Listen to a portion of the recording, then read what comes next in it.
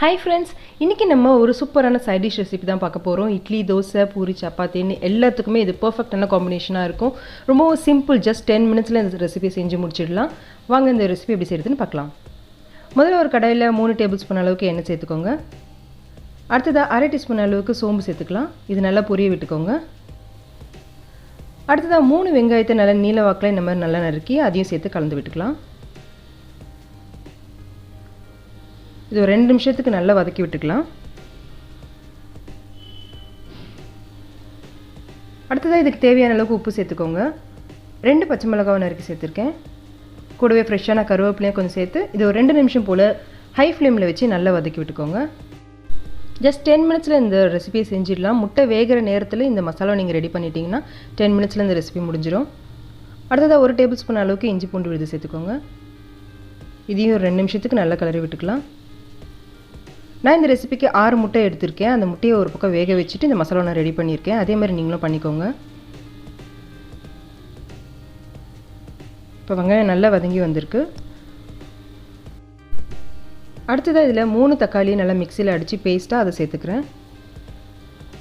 இப்போ இதையும் ஒரு 2 நிமிஷத்துக்கு நல்லா ஹை ஃப்ளேமில் வச்சு வதக்கி விட்டுக்கோங்க. சப்பாத்தி, தோசைன்னு எல்லாத்துக்கும் இது ரொம்ப சூப்பராக இருக்கும். நீங்கள் ஒரு தடவை செஞ்சிங்கன்னா அடிக்கடி செய்வீங்க. அந்த அளவுக்கு ரொம்ப சூப்பரான டேஸ்ட்டில் இருக்கும்.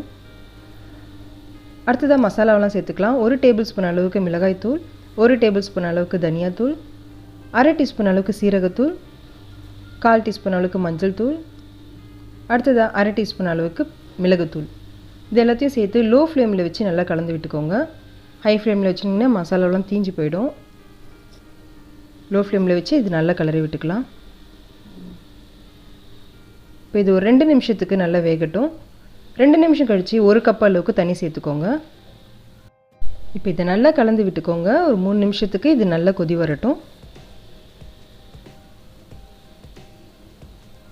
இப்போ நல்லா கொதி வந்து பச்சை வாசனை எல்லாம் மசாலாவோட பச்சை வாசனை எல்லாம் போயிடுச்சு. அடுத்ததாக 6 வேக வச்ச முட்டையை எடுத்து நல்லா பொடியாக நறுக்கி அதையும் சேர்த்துக்கிறேன்.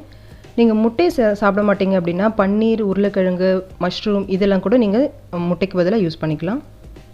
இப்போ இது நல்லா கலரி விட்டு ஒரு 2 நிமிஷத்துக்கு இதை வேக வச்சா போதும். அதிக நேரம் வேக வைக்க வேண்டாம்.